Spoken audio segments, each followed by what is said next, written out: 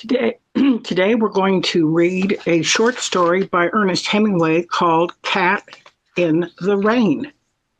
It was first written in 1925, and then it was part of a collection called In Our Time. In the story, we're going to hear about an American man and woman, his wife, who are on vacation in Italy. And actually, this was written by Hemingway as a tribute to his wife. His wife's name was Hadley, and there are a lot of autobiographical parts to it. Hemingway, the man, and his wife were living in Paris, and she was left on her own quite a bit to entertain herself while he was busy writing. And so let's hear the story. How did we decide on this story? I think we both read it before. I've read it once. Hello, by the way. Thanks for the introduction. And yesterday we read Hills Like White Elephants, and I thought that Cat in the Rain could be the sequel, but you said that it was written before that, so it made it prequel. Yeah, I thought they were probably out of the same collection too, and then when I just looked it up, I was surprised to see that the two stories are collected in different books. And Hemingway had a publisher, several publishers that he was under contract with to produce stories. So they were trying to make a living on his salary as a writer, and that's not easy. So the stories are definitely related. This one, Cat in the Rain, is 1925, and Hills Like White Elephants is 1927. So we're talking about, something that was going on during a 2-year time span. And I had also read a tiny bit about the story that when they were living in Paris, she became pregnant, and he decided to write the story Cat in the Rain. So let's get started. Would you like to go ahead and start the story? Yeah, thank you. Ernest Hemingway, Cat in the Rain. There were only 2 Americans stopping at the hotel. They didn't know any of the people they passed on the stairs on their way to and from their room. Their room was on the 2nd floor, facing the sea. It also faced the public garden and the war monument. There were big palms and green benches in the public garden. In the good weather, there was always an artist with his easel. Artists liked the way the palm grew and the bright colors of the hotel facing the gardens and the sea.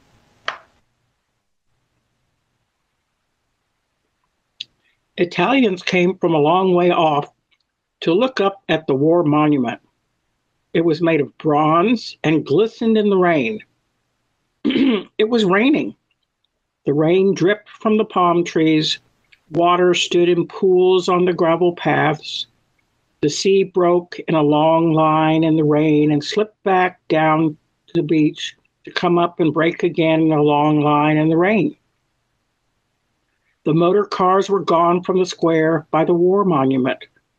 Across the square, in the doorway of the cafe, a waiter stood looking out at the empty square. The American wife stood at the window, looking out. Outside, right under the window, a cat was crouched under one of the dripping green tables. The cat was trying to make herself so compact that she would not be dripped on. "I am going down and get that kitty," the American wife said. "I'll do it," her husband offered from the bed. "No, I'll get it. The poor kitty out trying to keep dry under the table." Husband went on reading, lying propped up with the 2 pillows at the foot of the bed. "Don't get wet," he said. The wife went downstairs, and the hotel owner stood up and bowed to her as she passed the office. His desk was at the far end of the office. He was an old man and very tall. "Il piove," the wife said. She liked the hotel keeper. Si, signora. Brutto tempo. It's very bad weather. He stood behind his desk at the far end of the dim room. The wife liked him. She liked the deadly serious way he received compliments. She liked his dignity. She liked the way he wanted to serve her. She liked the way he felt about being a hotel keeper. She liked his old, heavy face and his big hands. Liking him, she opened the door and looked out. It was raining harder. A man in a cape was running across the empty square to the cafe. The cat would be around to the right. Perhaps she could go along under the eaves as she stood in the doorway. An umbrella opened up behind her. It was the maid who looked after their room. You must not get wet, she smiled, speaking in Italian. Of course, the hotel keeper had sent her. With the maid holding the umbrella over her, she walked along the gravel path until she was under the window. The table was there, washed bright green in the rain, but the cat was gone. She was suddenly disappointed. The maid looked up at her. Ha perduto qualche cosa, signora? Which means in English, have you lost something, madam? There was a cat, said the American girl. A cat? Si, il gatto. A cat, the maid laughed. A cat in the rain. Yes, she said, under the table. Then, oh, I wanted it so much, I wanted that kitty. When she talked English, the maid's face tightened. Come, signora, she said. We must get back inside. You will be wet. I suppose so, said the American girl. They went back along the gravel path and passed in the door. The maid stayed outside to close the umbrella. As the American girl passed the office, the padrone bowed from his desk. Something felt very small and tight inside the girl. The padrone made her feel very small and at the same time really important. She had a momentary feeling of being of supreme importance. She went on up the stairs. She opened the door of the room. George was on the bed, reading. Did you get the cat? He asked, putting his book down. It was gone. I wonder where it went to, he said, resting his eyes from reading. She sat down on the bed. I wanted it so much. I don't know why I wanted it so much. I wanted that poor kitty. It isn't even fun to be a poor kitty out in the rain.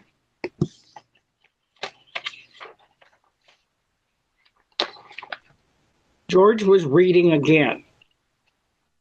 She went over and sat down in front of the mirror of the dressing table, looking at herself with the hand glass. She studied her profile first from one side and then the other. Then she studied the back of her neck, her head. Don't you think it would be a good idea if I let my hair grow? She asked, looking at her profile again. George looked up and saw the back of her neck, clipped close like a boy's. I like it the way it is.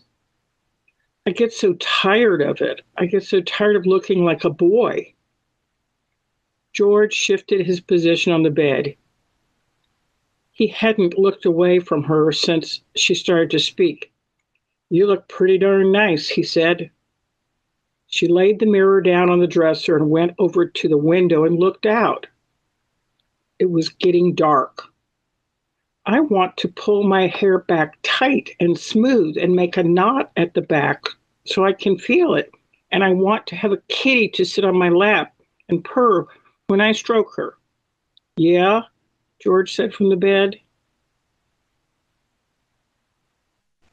And I want to eat at a table with my own silver, and I want candles. And I want it to be spring, and I want to brush my hair out in front of a mirror, and I want a kitty, and I want some new clothes. Oh, shut up and get something to read, George said. He was reading again. His wife was looking out of the window. It was quite dark now, and still raining in the palm trees. Anyway, I want a cat, she said. I want a cat. I want a cat now. If I can't have long hair of any fun, I can have a cat. George wasn't listening. He was reading his book. His wife looked out of the window where the light had come on in the square. Someone knocked at the door. Avanti, George said. He looked up from his book. In the doorway stood the maid. She held a big tortoise-shell cat pressed tight against her and slung down against her body. "Excuse me," she said. "The padrone asked me to bring this for the signora." Well, I guess that's the end of the story. Did you like it? Yes. Why? Why, yes? I was just messing with you. I mean, that's a wonderful story. Brings up images in my mind. Yes, and they're on vacation, and sometimes when you're on vacation, you want to see the sights, and sometimes you just want to stay in your hotel room and have a drink or flip through a magazine, or some people like to watch television. But I suppose in the 1920s, it was fashionable for women to have a short haircut, which would be called a bob, B-O-B. So they did not have long, fluffy hair, which is kind of a more romanticized idea of a woman. But this was the 1920s and the age of the flappers and jazz and Hemingway and Fitzgerald, and the expatriates had left the United States to go live the life of les bons vivants in Paris. But this story is set in Italy, and so Hemingway has taken some, artistic license. I suppose the fact that she keeps saying she wants a cat, she wants a table, she wants candles. Perhaps she's a little bit tired of traveling, and maybe she just wants to settle down someplace for a while. But these people were on the move from place to place, invited to other people's houses to stay for a couple of weeks. And to me, he seems perfectly content. How do you read the emotional place of the guy? I can't get rid of the idea that this was a prequel to the Hills Like White Elephants short story. They're not connected. I know you've already explained me that, but I think they're part of the same story. The same woman, same man. No, Hemingway is an American, and he was married to an American. His wife's name was Hadley, and they lived in Europe, and he was trying to make money as a writer. But they were part of this scene of people eating and drinking and going to parties and dressing up and drinking. And did I mention the word drinking and going to parties? And so they were kind of living this life. But meanwhile, he had to go back to the hotel room and write because that was kind of their bread and butter at the time. And so she was left on her own. So, maybe he's writing for a couple hours and she's just like staring out the window. So the time period, this is 1925, it was published. The other one was published in 1927. So they could have both been written in the same year, but one was published first and one was published the other, right after it. So in Hills Like White Elephants, the characters are kind of bickering and complaining, and they're in a cafe drinking, and she doesn't like her hair, which is, short. And they're contemplating getting something done. And then by omission, we don't even hear the word abortion, but that was part of Hemingway's literary theory, which was called the theory of omission. What you don't hear about is what perhaps the story is about. So they're just contemplating, the fictional characters in Hills Like White Elephants are contemplating the woman getting an abortion. They're just waiting for a train to go into Madrid. So I haven't read the biography of Hemingway. I mean, I have some biographies, but I don't have that book in front of me right now. But the physical people, it's just like, you live where you live, I live where I live. And then we're writing a story called Drop and Roll, and there's some characters in there that are talking. And maybe sometimes the woman might have some elements of me in it, and the guy in the cell block might be sort of like you sometime, but you're not in a cell block right now.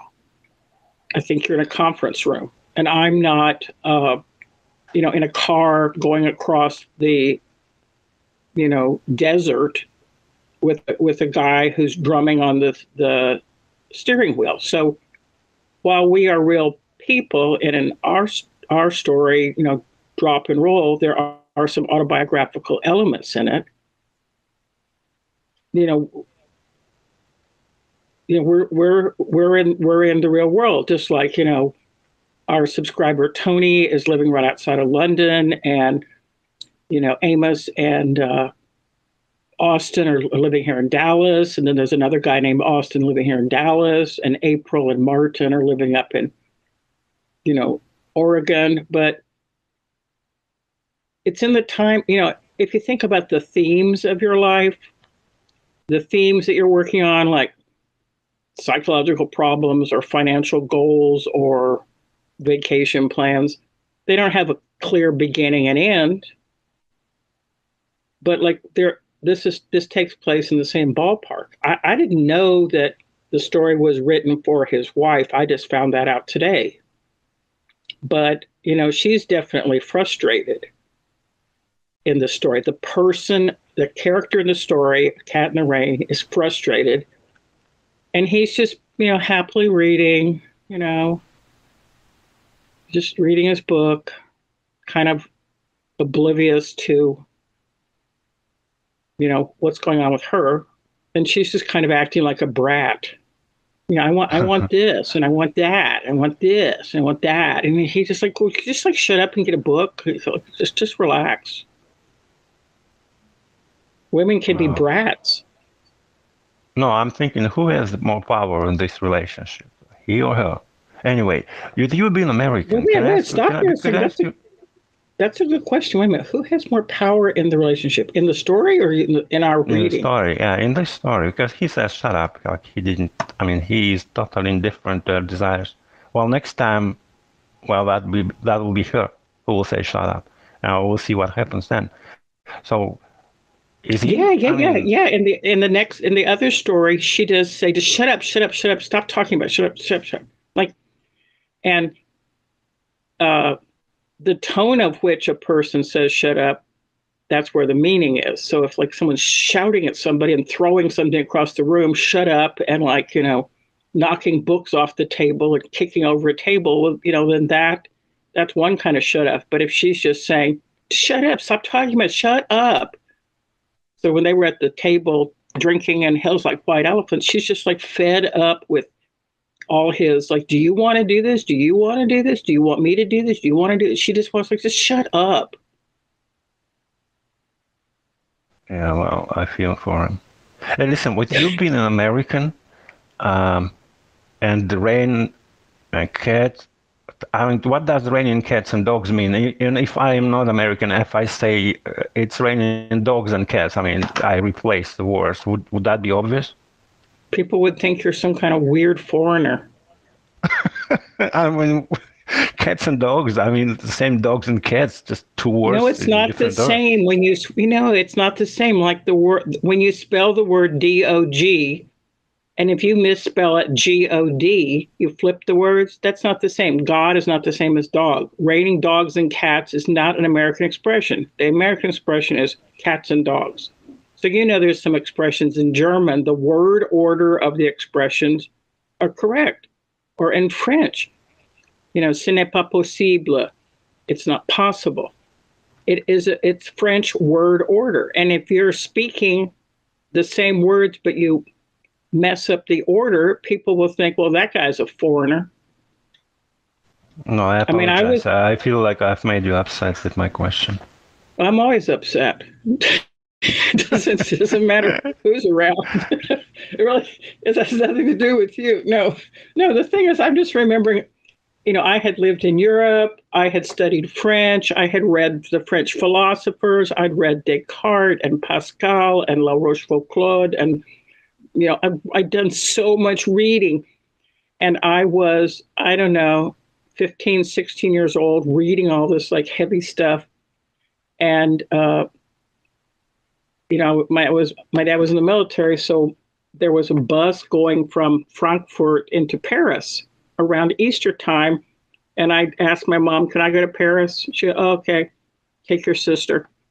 So my sister went with me. We got on a bus, and she gave me maybe like $100, which back then was, the hotel room was already paid for, and the bus was paid for. So the $100 was like our spending money. I mean, like, what person puts their 15 and 13-year-old daughter on a bus to go to Paris, unsupervised? That's how I grew up. So I remember, we got to Paris, and then my sister was doing something, unpacking or putting on lipstick. I don't know what she was doing. Her goal was to like get with a French boy. My goal was to get to the Louvre and see the Winged Victory. But we split up and we go into this little cafe, a little patisserie. I'm so excited. I'm going to like order a baguette in French or a croissant. So I'm standing around, I have a little scarf tied around my neck, trying to be, très chic. And I step up to the counter, and there's this kind of a cool young guy wearing an apron. And he kind of like looked at me, and then I said something like, "Je voudrais une baguette." And he looked at me, he goes like, "You're American. Don't try to speak French." Do you know that I felt slapped in the face? You know what was wrong with that? I used proper French instead of casual. Voudrais is proper, high French. I should have used a lower vocabulary, like, "I want one of those," or like, "Let me have this." So he understood immediately that I was an American. Like, I felt shamed. I was American I don't shamed. speak French. I don't speak French at all. At all. I don't know a word. Go figure. Yes, you do. You know a lot of French. I do? Yeah, we. Like in English. Yeah, W-E. W-E is the same pronunciation as O-U-I. We. We. Yeah, you speak French. You know a lot of French. I was also very excited to learn this expression. Like, I had this little booklet, like expressions to use while in France. So I had this little booklet I was flipping through there. And, when you're a teenager in France, when you're a teenager in Europe, you want to be sure you learn all the cool, sexy sentences. So, there was some really rude way of saying something like, "You want to go sleep together?" But I thought, well, I probably shouldn't say it in a rude way. I should probably use it a very polite way. So, like, "Voulez-vous coucher avec moi?" So, like, if you're actually asking somebody, "Do you want to sleep together?" you would never use like high literary French. Well, anyhow, I didn't have the chance to use that sentence. But, well, I mean, you came to Boston and English wasn't your first language. How was it to speak English in America? Well, I understood quite fast that however bad you speak, you'll be, your tribe will be appreciated. And as long as you make sense out of your words, you'll be okay. And practice makes perfect, right? Is that how you say it? But I've been there for a short amount of time, like a month, 2. So, didn't get much practice. Anyway, but I like the language. No, for 2 months you were there, you didn't practice? You didn't talk for 2 months? No, I said I didn't get much practice because 2 months. What were you doing? What were you doing? Actually, I tried to learn it. I was sort of an exchange student, and we had courses, we had classes. Yeah, we had classes in English, and that's it. Well, it's interesting because book learning is much different from like direct immersion. So, later when I became a teacher, I was teaching at this Catholic school. There were some nuns at the Catholic school, Dominican nuns, sisters, and there were senior trips. So some teachers were sponsoring a trip to San Francisco. Some were going to go on a trip to New York. Some people were going to go on a trip to the Grand Canyon. And since I had been teaching art history, I sponsored a trip to Paris. So like 21 people went with me to Paris. These Catholic girls and their moms and aunts. We all went to Paris. And I kept thinking, wow, I'm taking these people to Paris. These people have never been anywhere. So in Houston, there are some very high-end French stores. Houston's a very moneyed international city. And so I did a little field trip, and I just told the girls, okay, why don't you bring your mom or whoever's going on the trip? Let's practice like we're in France. So I took these Catholic girls. These are Americans. These are American girls who listen to rock and roll and rap music, and they eat hamburgers. And, I don't even know if they had cell phones then. I think people had pagers, but we go into these really swanky places like Cartier and Hermes, which is, it looks like the word Hermes, but Hermes. We're going to go into the store, see how it's written on the marker there, Hermes. Do not say the word Hermes. The word is Hermes. So we go in, and these girls are like they're like laughing, and these really cool salespeople are like kind of flirting with them and talking with them. And then we went to like a little, it was called La Madeleine, and we ordered patisserie, and it was just such a fun experience because when you go into another country and you speak another language, you're not only speaking the language, but you're immersed in the culture. How did that make you feel in Boston? Make me feel to ask you a question if you like cats or dogs. Because people tend to either love them or hate them. And I'm totally I'm a cat person. person. Yeah, I'm a cat person because cats are independent. Cats prowl around at night. Cats take a lot of naps during the day. Cats really don't care too much what you're doing. Cats can entertain themselves. Would you like to be a veterinarian? Oh, hell no. No, I don't want to be a veterinarian. Animals. I don't want to take care of sick things. I like to talk, and I like to walk around, and I would not like to be a vet. But I remember when my daughter was in medical school, she had a book on neurology, like how the nervous system and everything's, electrical circuits wired to the brain, the spinal cord, and all that stuff. She had this really thick book on neurology, and she had a yellow highlighter marker, and it was laying on the book. And at that time, we shared an apartment together. I was teaching, and she was in medical school in Dallas. And we had a cat. And anyhow, the name of the cat was Stuart. People would say, oh, is that named after Stuart Little? I go, no, it's after John Stuart Mill, the philosopher. So, I don't know, she was making a sandwich downstairs or something like that, and I just looked over at the cat. The cat had gotten up on the desk, and he had his right paw. I've got to find that picture. His right paw was up near the yellow highlighter. It looked like the cat was reading the book on neurology and making the highlights. I thought that was like so amazing.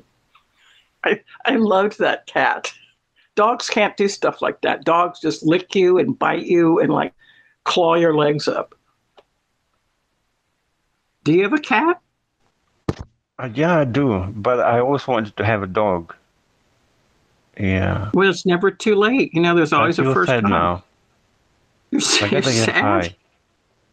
What do you do when you get sad? I mean, don't you get high too? High? Yeah, I mean, before I light my, marijuana, I need to ask you a question before because I got to know.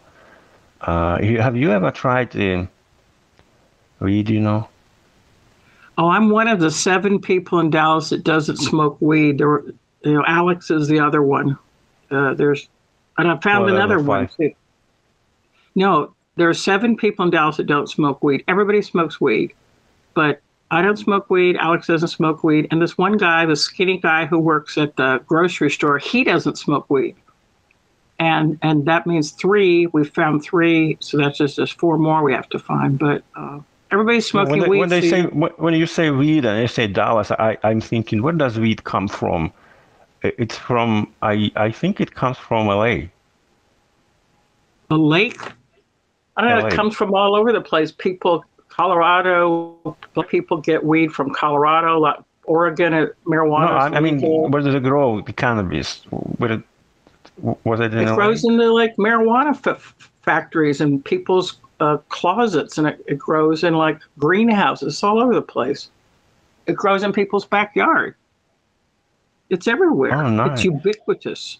This is Yeah. Dallas. This is Texas. We have guns. We have weed. We have road rage. We have, we have Food. everything here in Dallas. It's just like a war zone.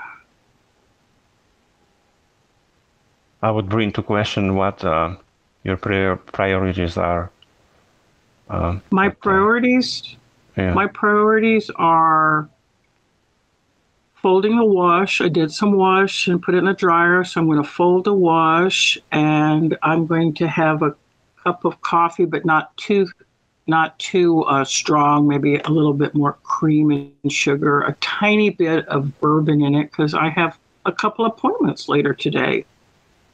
So I'm just relaxing with my imaginary friend. He's sad. He's in therapy, and it's fun. It's fun to be alive. Do you enjoy being alive? I'm trying to. I'm doing my best, but sometimes I think, what is going on? And I have problems with religion, or religions, plural. Okay. Well, next time maybe we should discuss something religious. Yeah, I I'm not think we're sure going to what it could, discuss could it be, but sandwich and religion. I think we can roll those two together. We can talk about what kind of sandwiches and there's different varieties and there's different types, just like there's different sandwiches, there's different religions, and some people like this and some people like that. So I think in the episode called Sandwich, we could possibly talk about religion. and our online therapy, because we're talking to each other online, I think it brings fruition. How do you call that when something succeeds? It's useful. Right. It's useful. There's even people leaving as subscribers. They don't even need to listen to us anymore because they've got a life. They're being interviewed. They're selling photographs.